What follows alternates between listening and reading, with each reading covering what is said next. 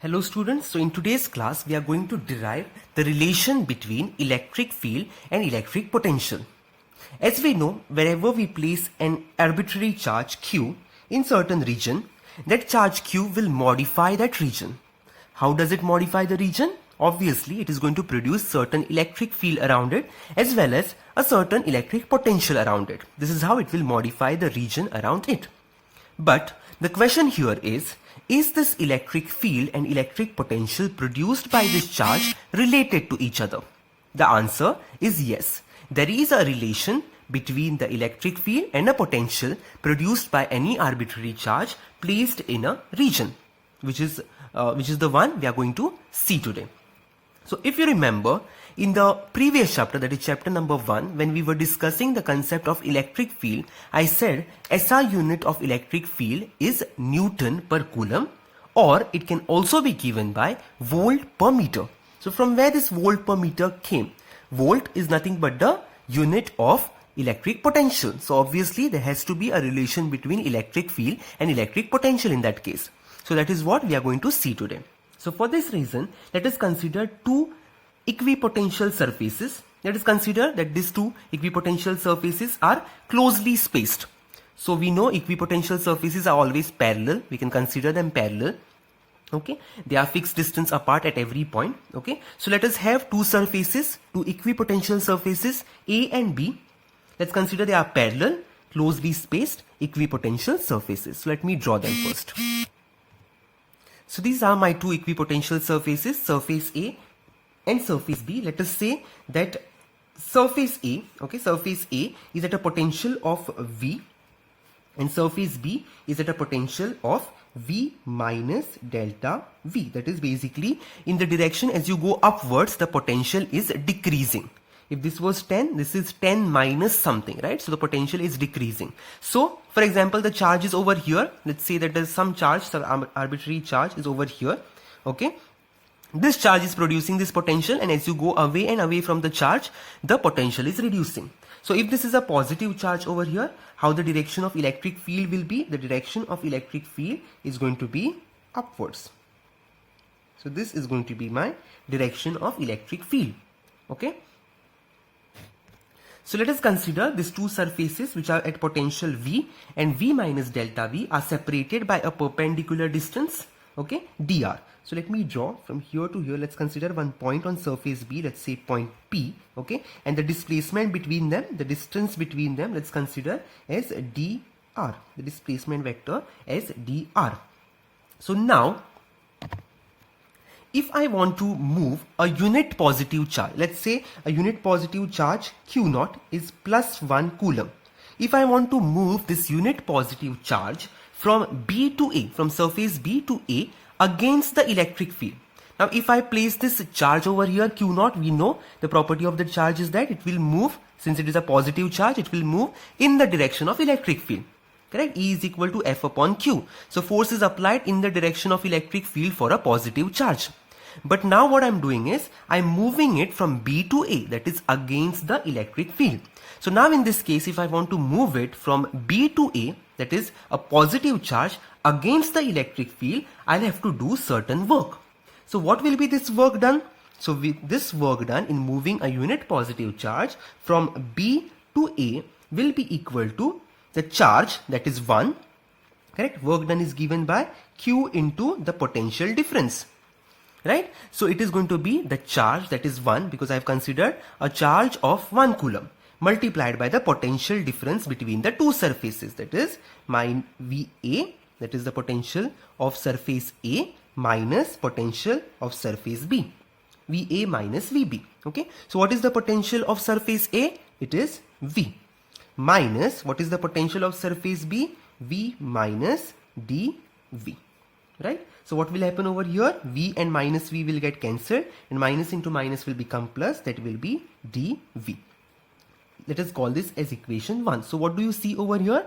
The work done in moving a unit positive charge plus 1 Coulomb from B to A is nothing but equal to the potential difference between the two surfaces A and B.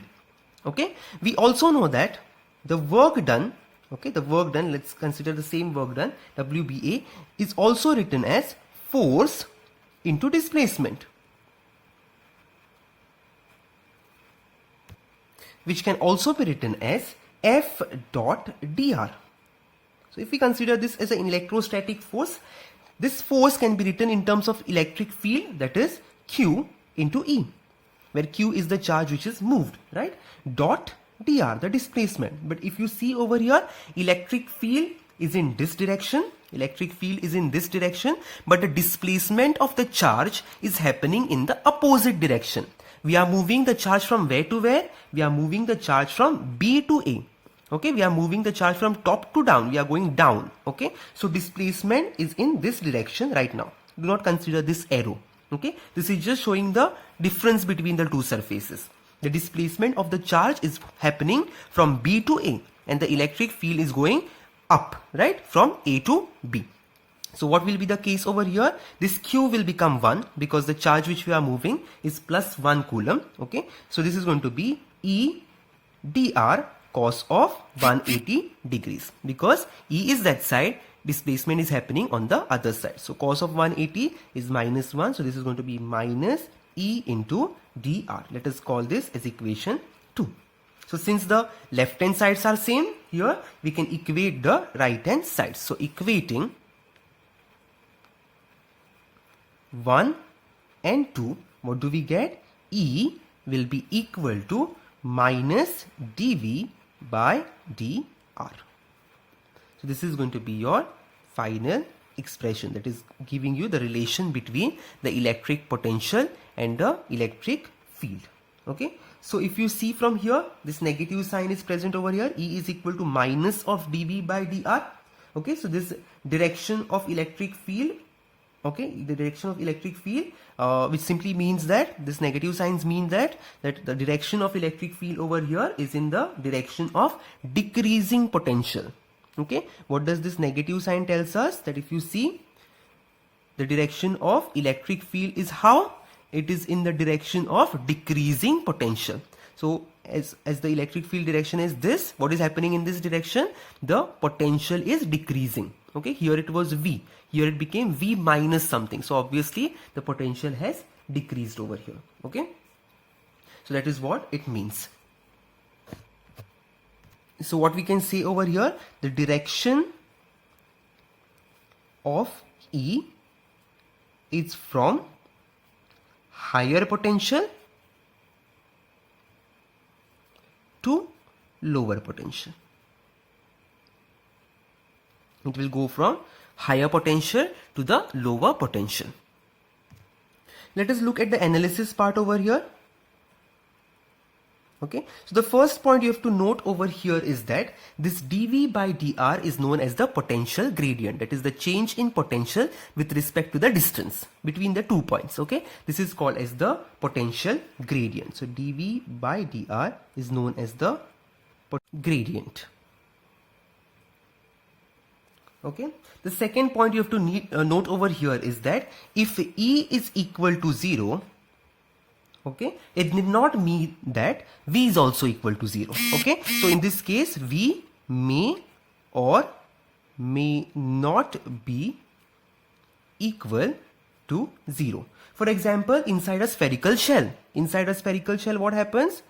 E is equal to 0, but V is not equal to 0. Right, inside a spherical shell, V is not equal to 0, and it is equal to V inside is equal to V surface. Right, this we have already seen. Okay, so when E is equal to 0, it will not be that V is also equal to 0. Okay, it may be 0 or may not be 0. Okay, and another case will be if V is equal to 0, E may or may not be equal to 0. Same thing. Okay, so for a dipole, E equatorial is not equal to 0, but V equatorial can be equal to 0. That is a point on the equatorial line. Okay, so potential at that point can be 0, but electric field will not be 0. Okay, and the third point you have to note over here is that if 2 points A and B, if there are 2 points A and B, okay, separated by a distance of d, and these are oppositely charged, let's say, okay, and they are separated by a distance of d, and the potential difference between them is v, let's say, and distance of separation is d, okay. Then E, in this case E will be equal to V, that is the potential difference between them, okay, divided by the distance of separation between them. This is the direct formula. So from this formula, what do we see over here? The SI unit of electric field will be what? The potential difference, that is volt, divided by the distance, that is meter, right? So this is what we had seen in chapter number 1. So electric field SI unit can also be said as volt per meter. Okay, so this is it. So this is the relation between electric field and the potential we were looking for. Okay, that is E is equal to minus dV by dr, which is also called as the potential gradient. Okay, so this is it for today. We'll see the next derivation, that is potential energy of system of two charges, okay, or point charges in the next class. Thank you.